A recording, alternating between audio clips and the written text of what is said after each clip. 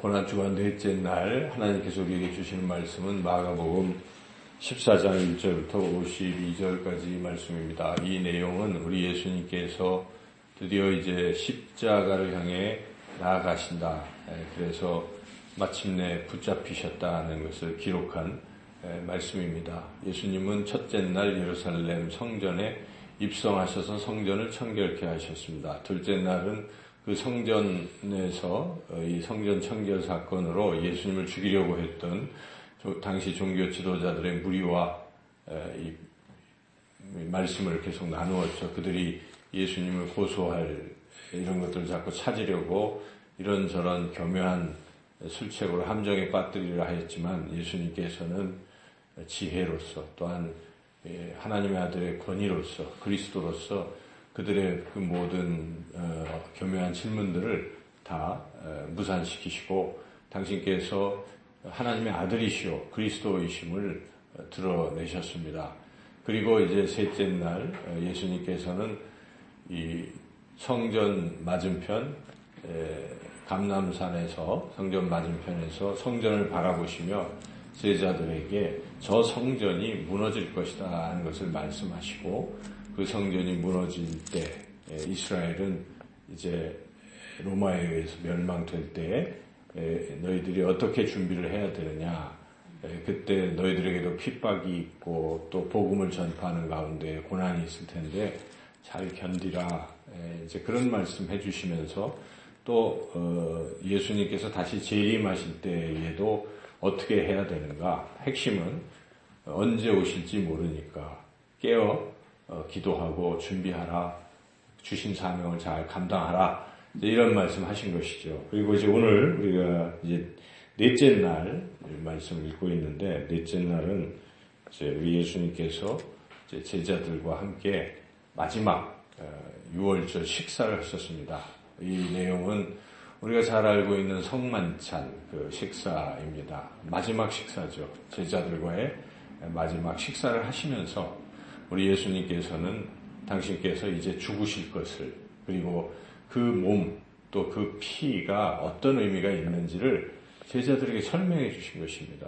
그래서 이것은 너희를 위하여 찢긴 내 몸이고 이것은 너희를 위하여 흘리는 내 피라. 이 피는 모든 사람을 위하여 흘리는 피요 모든 사람의 죄를 사하는 피요 그 새 언약의 피다 하는 것을 말씀하심으로써 이들이 예수님이 이제 곧 그날 밤 잡히시고 다음날 십자가에 못 박혀 죽으시는 것이 어떤 의미인지 힘이 없어서 능력이 없어서 무기력해서 그렇게 죽으시는 것이 아니라 예수님께서 모든 인류를 위해서 죽으신다는 사실을 제자들에게 깨닫게 하신 것이죠. 그러나 제자들은 이제 그것을 아직도 잘 모르고 있는 것입니다.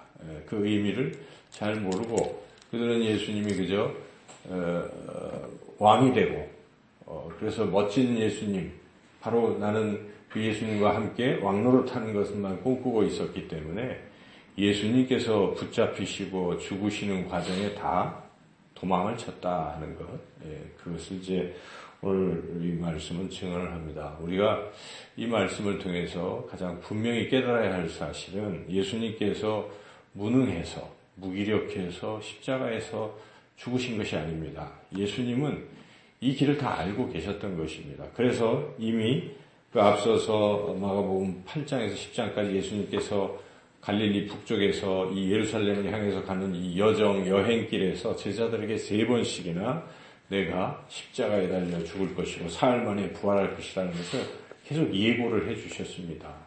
예수님은 지금 이 십자가의 길을 가는 것을 다 알고 계시고 그 길을 향해서 가고 계시기 때문에 이 가는 중에 예수님께서 군대를 동원해서 저들이 자기를 잡으려는 걸 막으실 수도 있었지만은 주님 하나님 아버지께서 가라고 하신 길이기 때문에 지금 그 길을 향해서 한 걸음 한 걸음 나아가고 계신다. 우리는 오늘 읽으면서 그렇게 나아가시는 예수님의 모습을 보고 있습니다. 그런데 여기에 예수님께서 그렇게 나아가는 길에 하신 중요한 일이 있습니다.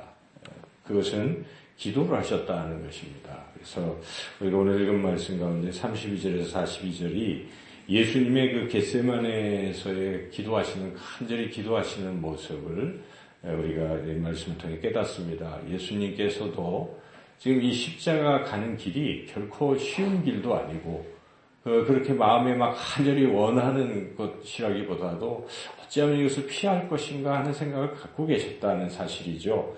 그래서 여기에 예수님께서 자기의 심정을 제자들에게 표현까지 하십니다. 33절, 34절 같이 한번 읽어보겠습니다.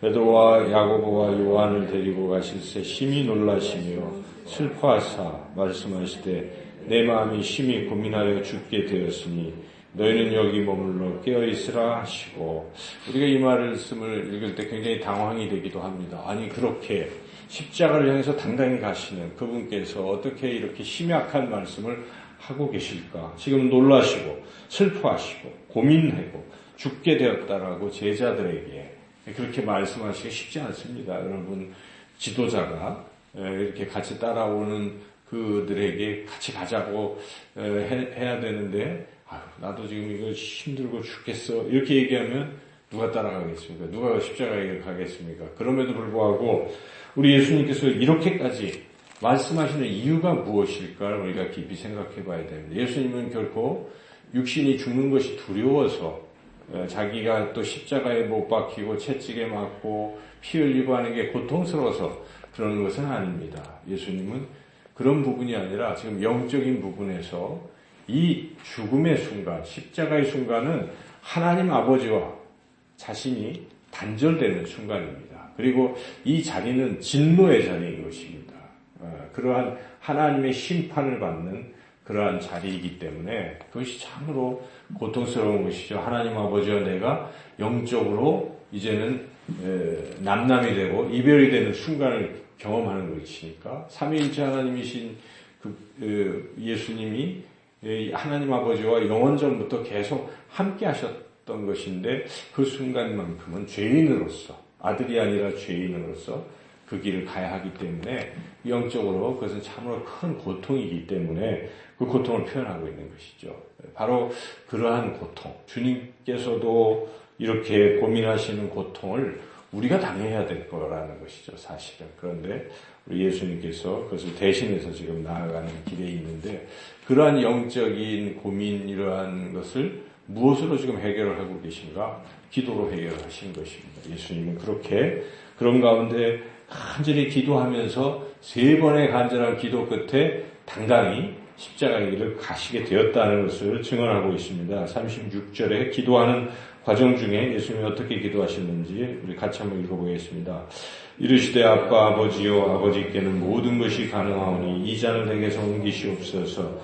그러나 나의 원대로 마시옵고 아버지의 원대로 하옵소서 하시고, 기도의 방향을 분명히 가르쳐 주신 것입니다. 우리가 처음에 기도를 시작할 때는 나의 소원, 내가 원하는 것들을 간절히 아뢰는 것이죠. 그게 기도의 시작이에요. 누구나 다 그렇게 하는 것입니다. 또 그것이 응답을 받는 것인데, 그런데 그렇게 기도할 때 기도가 깊어지면 내 뜻대로 마옵시고 아버지의 뜻대로 하옵소서 하는 순종의 기도, 이게 기도의 정상인 것이죠. 그렇게 나아가야 되는 것이죠. 그래서 우리가 기도하는 중에 하나님의 뜻을 깨닫는 것이 참 중요하죠. 하나님은 나의 인생에 어떤 계획을 가지고 계시는가를 기도를 통해서 우리가 깨닫고 그 길에 우리가 순종하는 것이죠. 내 뜻을 뻗고. 근데 그렇게 가는 길이 옳은 길이요, 그렇게 가는 길이 형통한 길이요, 그렇게 가는 길이 하나님 나를 위해 예비하신 그 길이기 때문에 우리는 기쁨으로 그 뜻을 깨닫고 그 길에 순종을 해야 된다는 것이죠. 그런데 이러한 모든 일련의 과정은 그냥 되는 것이 아닙니다.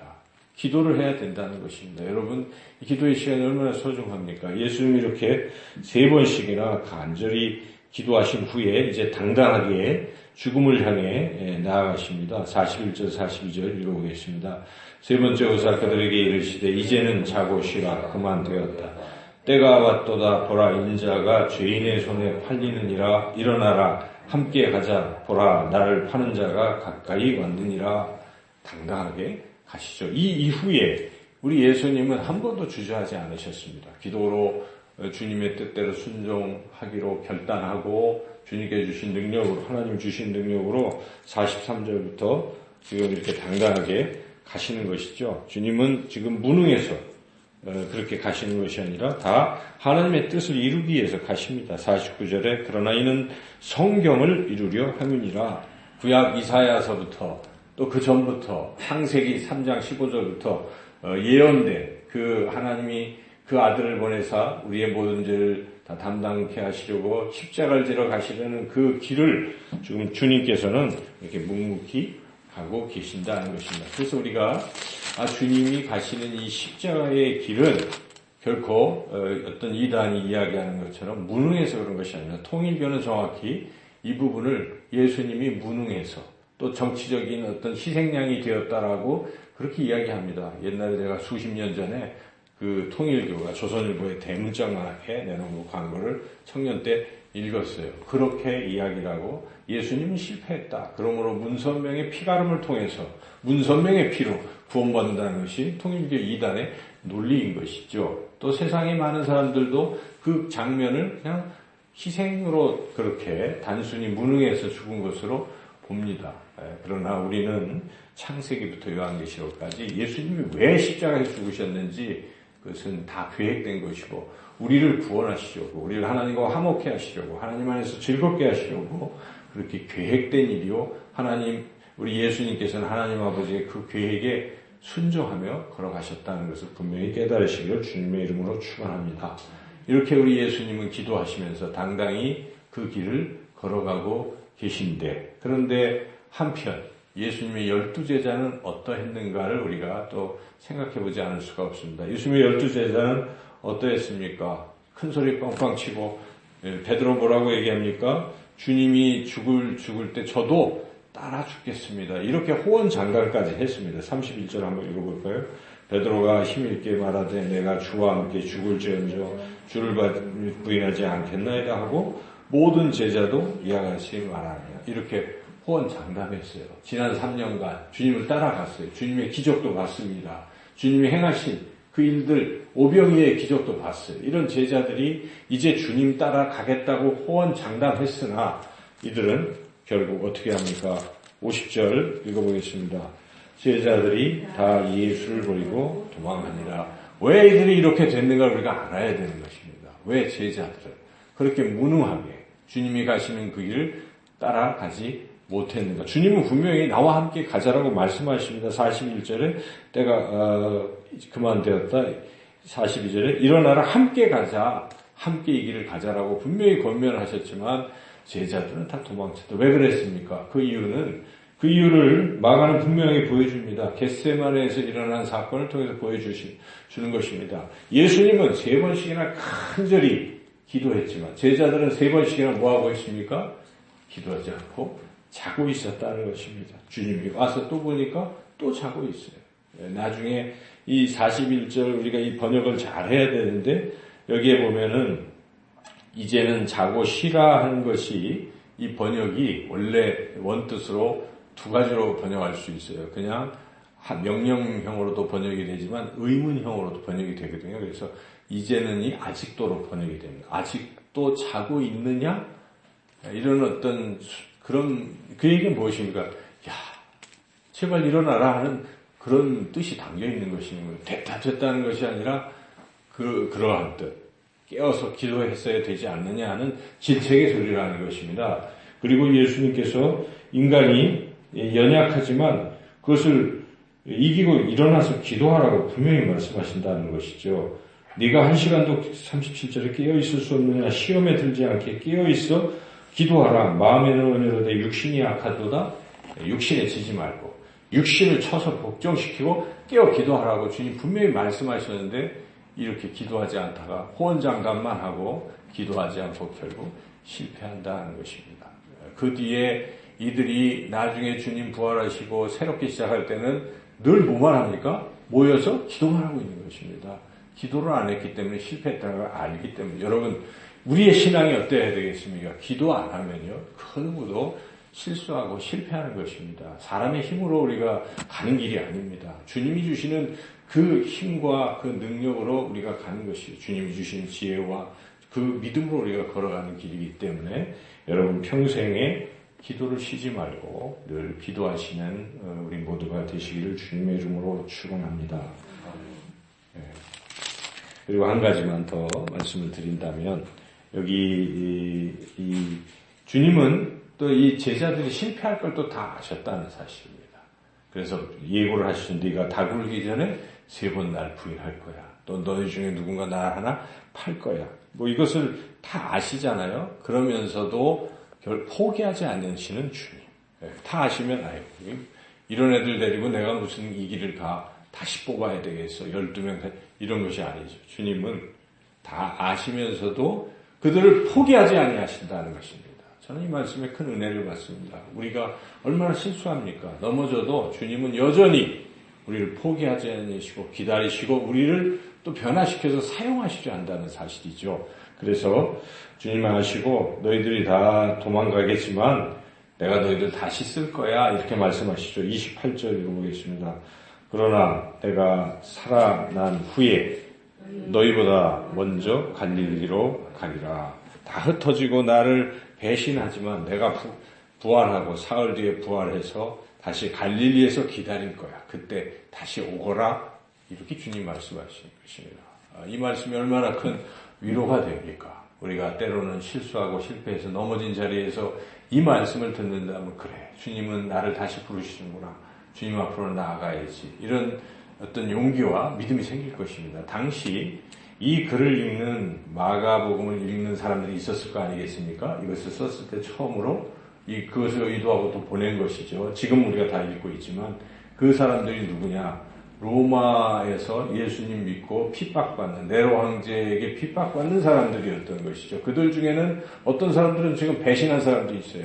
핍박에 견디다 못해 주를 부인하고 그런데 그들이 다시 이것을 읽고 어떤 생각을 했습니까? 내가 부인해도 내가 3번 나를 그렇게 베드로처럼 부인해도 주님은 여전히 나를 기다리시는구나. 그래 내가 이 자리에서 다시 주님 보러 가야지 하고 일어선다는 것이죠. 우리 신앙도 그래야 됩니다. 실패할 수 있어요. 그런데 실패의 자리에서 다시 주님을 바라보고 나아갈 수 있느냐가 중요한 것입니다. 주님은 언제든지 우리를 기다리시는 줄로 믿습니다. 항상 주님 앞에 나아가시고 그리고 그렇게 실패를 하지 아니하려면 기도하자는 것입니다. 우리가 늘 깨어 기도하여 주님처럼 가신 그 길을 향해 나아가신 저와 여러분 모두가 되시기를 주님의 이름으로 축원합니다.